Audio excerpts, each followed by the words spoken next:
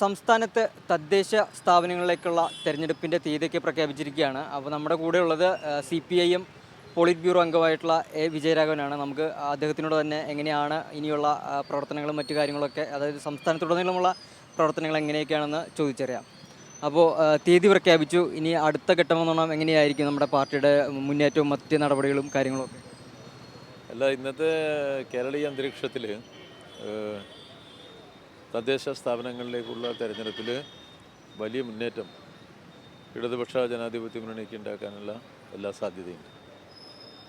കൃത്യമായി എല്ലാ 5 വർഷവും തദ്ദേശ സ്ഥാപനങ്ങളിലേക്ക് തെരഞ്ഞെടുപ്പ് നടക്കുന്ന അപൂർവ സംസ്ഥാനങ്ങളിലൊന്നാണ് കേരളം. ഈ തെരഞ്ഞെടുപ്പുകളിൽ എല്ലായ്പ്പോഴും രാജ്യത്തിലെ ജനങ്ങളുടെ രാഷ്ട്രീയ വീക്ഷണം അവർക്ക് പ്രകടിപ്പിക്കാനുള്ള അവസരം കൂടി നൽകുന്നുണ്ട്. കാരണം തെരഞ്ഞെടുപ്പ് രാഷ്ട്രീയ പാർട്ടികളുടെ ചിഹ്നത്തിൻ്റെ അടിസ്ഥാനത്തിൽ നടക്കുന്ന അപൂർവ സംസ്ഥാനങ്ങളിലൊന്നാണ് കേരളം. അപ്പോൾ കേരളത്തിൻ്റെ രാഷ്ട്രീയ അഭിപ്രായ പ്രകടനമാണ് ഈ തെരഞ്ഞെടുപ്പിൽ വരാൻ പോകുന്നത്. കേരളം എന്ന് പറഞ്ഞാൽ ഇന്ന് ഇന്ത്യയിലെ മറ്റ് ഇതര സംസ്ഥാനങ്ങളിൽ നിന്നും വ്യത്യസ്തമായി അതിദരിദ്രരെ ഇല്ലാതായിട്ടുള്ള ഒരു സംസ്ഥാനമാണ്. വികസന നാനാ മേഖലകളിലുമുള്ള സമഗ്ര വികസനമാണ് കേരളത്തിൻ്റെ ഏറ്റവും വലിയ നേട്ടമായിട്ട് നമ്മുടെ മുന്നിലിപ്പോൾ നിലനിൽക്കുന്നത്. അതുകൊണ്ട് തന്നെ എല്ലാ വിഭാഗം ജനങ്ങളുടെയും